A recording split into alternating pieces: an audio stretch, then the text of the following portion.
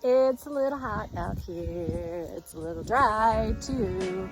And so we're going to talk about bamboos and dry weather. And this is an amazing time to really gather information, not only about who's doing well as far as which plants, but also like the spaces that they're living in and what is the difference between those spaces. So I'm going to talk to you a little bit about what bamboos do when they get hot and they get dry and they get stressed out, and give you some examples. So hold tight. Okay, so here's a really great example of two bamboos, different ones next to each other. On the side you have dwarf fernleaf, which is the textilis, and on this side you have Richard Waldron.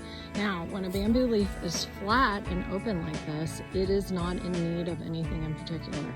So it's not super hot, it's not super dry, it is completely open and transpiring at the rate that it feels like it needs to. When it curls up like this is a defense mechanism to hold water in. So this plant is feeling hot and dry, and this is what it's doing. Now, it's not in danger of losing any of these leaves at this minute, but the next step would be. So I'm going to show you that example. Ooh, look at this poor little Buddha belly. Okay, so Buddha turns brown. First the leaves curl up, obviously, like I said, and then the leaves start to die back. And in this case, almost every single leaf, see, there was one curl, but that one probably will drop too. It'll drop all these leaves, but the plant is very, very much alive. See that in there? All green. This is a really good example because you can clearly see that the stems and everything is alive.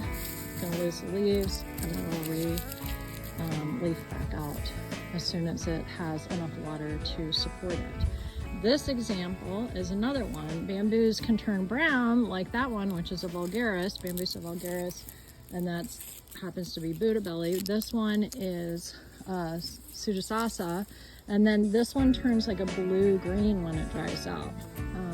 Sea breeze will do this. A lot of other plants, or a lot of other bamboos will do the blue-green color. I mean, some of them are brown here a little bit, but mostly this is going like that blue-green color. It actually is an indicator of what I really like in a tea. So yeah, these leaves will also drop.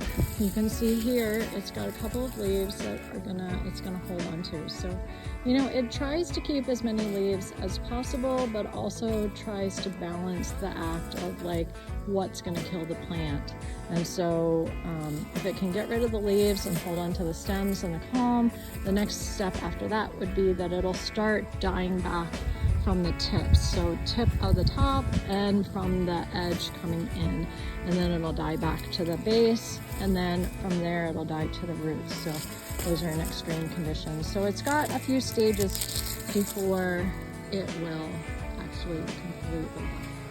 So again, I just really highly encourage you to take a look around, not just at your place, but at other places, and really get a feel, because it's when I like to collect the most information, especially with this dry weather stuff, because bamboos are very sensitive to dry weather. And if I see a bamboo doing well in dry weather, I want to make a mental note of that, right? Because we've got a lot more of these extremes coming up. And so the more we can do to help these plants survive through these tough times, whether it's the way we plant, where we plant, or what we plant, this just is better information for us and more success down the road. So happy bambooing, guys.